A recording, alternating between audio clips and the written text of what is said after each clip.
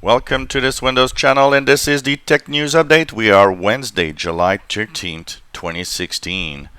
And today in our Tech News Update, Android market share is really getting a very good start this year, because year over year it's really soaring to new highs, and Android is the dominating mobile platform. In the latest market share results, one of the things that we see is that, of course, Android market share rose again. Windows Phone, it's almost disappearing from the radar. It's just incredible. It's almost as if in a year or two, Windows Phone will not be there anymore. iOS did slightly dip worldwide, but overall it's kind of maintaining its momentum. So Apple is able to just maintain itself. It's not really increasing, but it's mostly maintaining. Dip is so small that you can't really say that it's a dip. Basically, it's more of a maintain market share where we're at. So we'll see if that holds, and probably with new iPhone 7s that are announced, that should eventually be available this fall. See if they can increase their market share. One of the interesting things is that one of the reasons that iOS did not dip is because the iPhone 5 SE, that low-end iPhone with the internals as powerful as an iPhone 6, actually made it to the top 10 of the most sold phones. So it seems that people want to have Apple products, but they don't want to pay premium prices for them. They want to have something that is less expensive. Ransomware. A new ransomware called Ranscam is now around the internet, and this one is actually very different in a very interesting way. Up till now, ransomware scammers were good enough that if you paid the ransom, they would give you the key so you can get your files back. So you could say that they were good guys in their bad guy manner. But now this new ransomware that's called Ranscam, not only does it basically encrypt your files, but even if you pay, it still deletes them, meaning that you got scammed out of the amount of money that they're asking.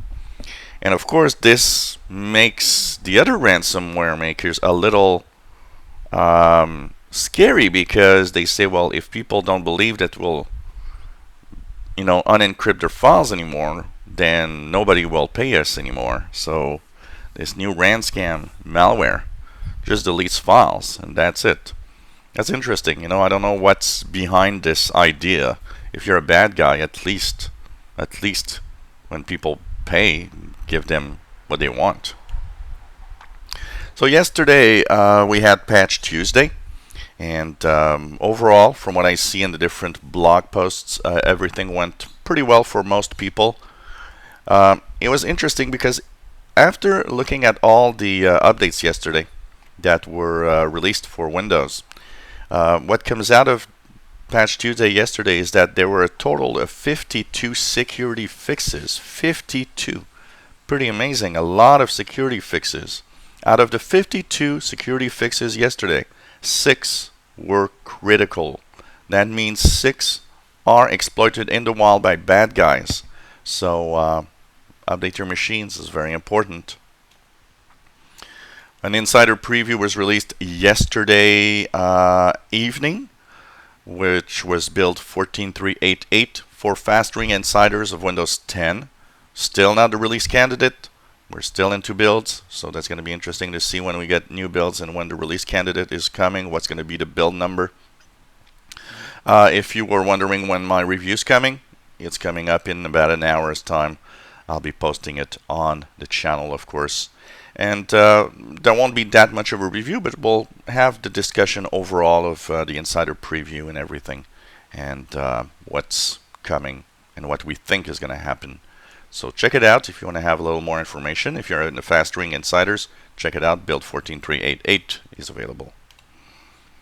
Well, believe it or not, Skype alpha is released, and of course that means that Skype for Linux is going to officially be released by Microsoft.